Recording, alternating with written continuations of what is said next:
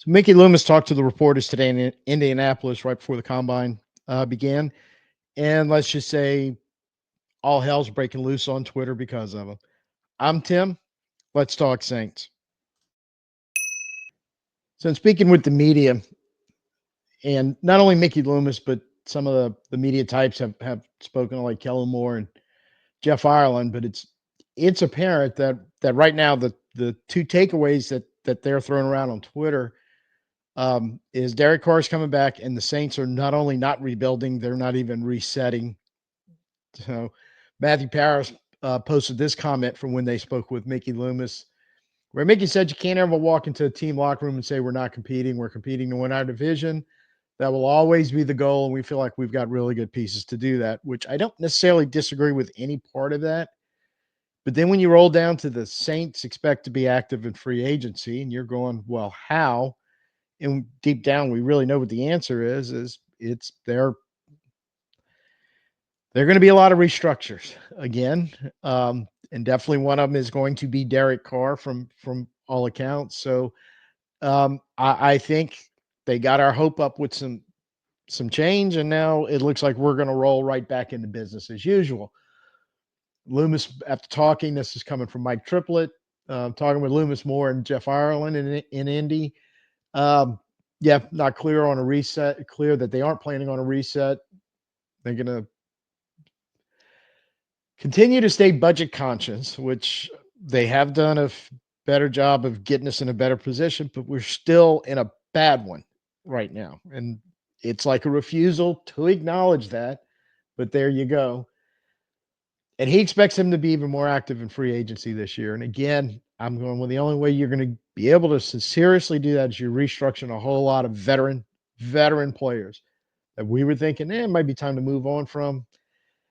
Well, not this year, and possibly not even next year.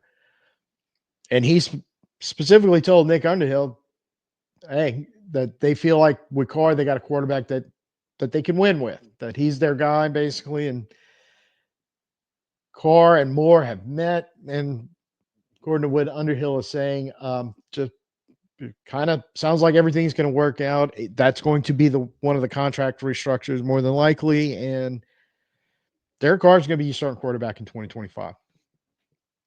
Just absolutely zero ability to kind of get around that statement right now. So, um,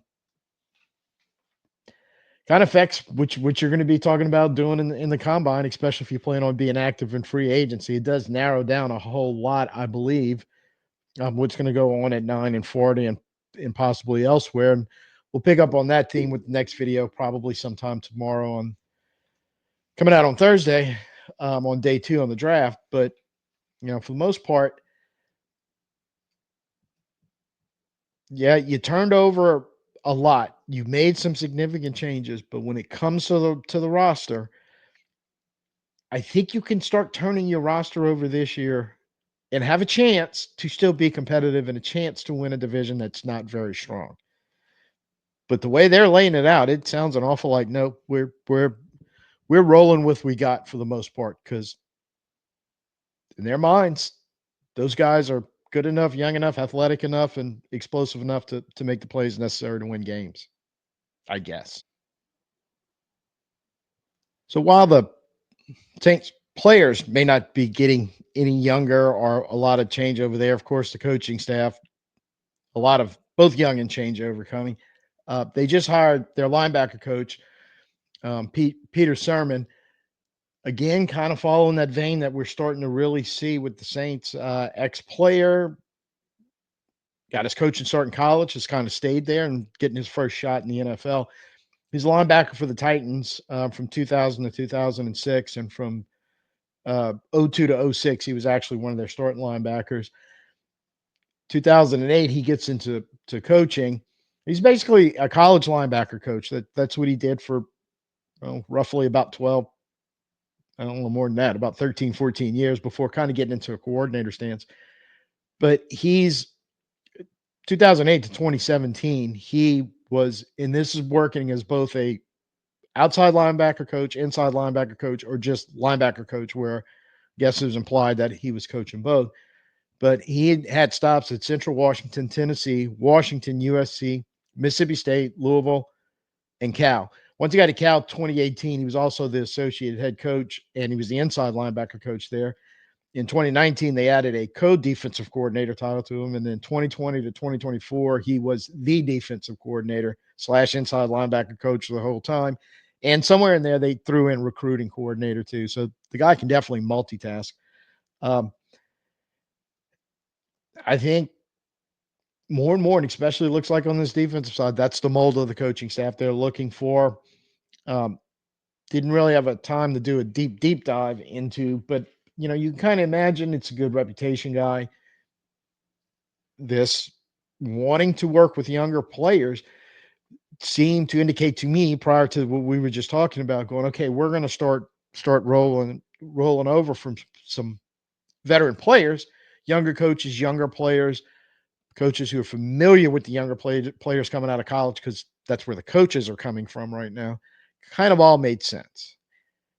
How this all turns out, I just really don't know at this point, because it was kind of, I deep down, to wrap this up, because it's just going to be a short video, basically based on what was being talked about on Twitter about what Loomis is putting out there right now.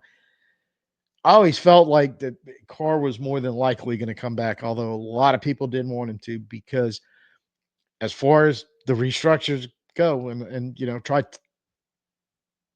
tried to show y'all that a couple of times, and tell y'all that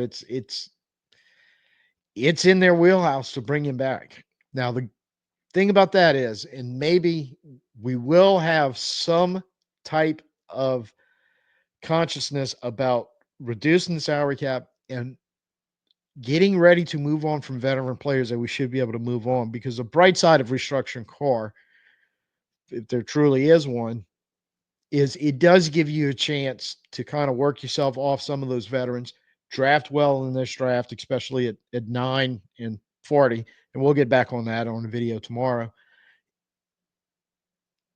It may free up, if it's done correctly, especially if you've got some guys willing to work with you, that maybe some of those veterans that are a little nervous right now going, we might take that pay cut. Not saying it'll happen, but it is possible. If you work all that out, maybe you can get a little active in free agency and use that to help turn your roster over. That would, as long as you sign the right guys to the right amount of money, you can come out ahead doing that. So, going to see how it all shakes out. But this was really excited about the combine.